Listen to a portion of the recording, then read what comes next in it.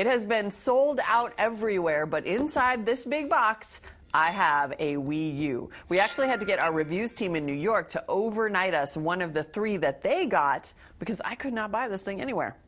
Let's check it out. Okay, it's pretty heavy. Whew.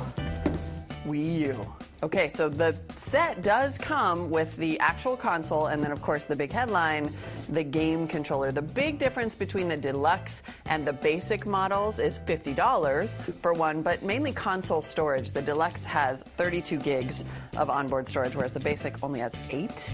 And then you get a couple of stands for your consoles and things like that. So tidier overall. I gotta say, for $50, it's probably worth the upgrade. Let's get this out of here. Ooh.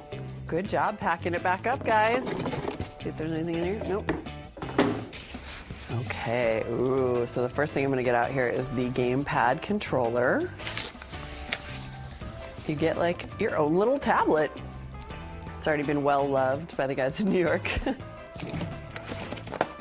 Let's see. And then the actual consoles here. Oof. Pretty small and tidy, I have to say. Not a bad addition to your home theater cabinet there. Definitely. Well, some of the super slim models now of the PlayStation stuff are small, but it's a good size. There we go. Let's see what we have in the box. Now, the guys in New York did warn me that there is one cable missing from this box, the HDMI cable. That's a pretty important one, but it is good to know that the Wii U ships with an HDMI cable, which it should, because that is one, in addition to the gamepad, one of the big headlines about the Wii U is that the Wii finally gets HD, catches up with the Xbox 360 and the PlayStation. All right, so inside the box, we have our power cable here. Nice, good-sized brick. All right, and then, of course, the motion sensor bar that goes on top of your TV or somewhere else so that it can see you moving around.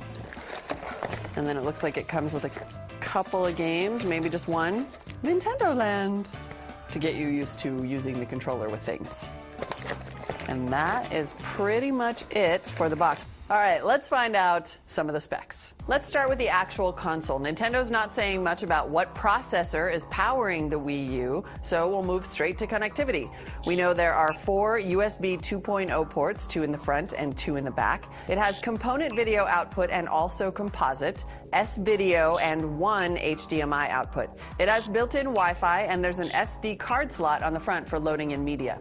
Now let's move on to the gamepad controller. This has a 6.2-inch 16:9 touchscreen display. The resolution is not great. This is definitely not meant to be a media viewing tablet. 854 by 480 pixels. The pad itself weighs about a pound, and it is 10.2 inches wide.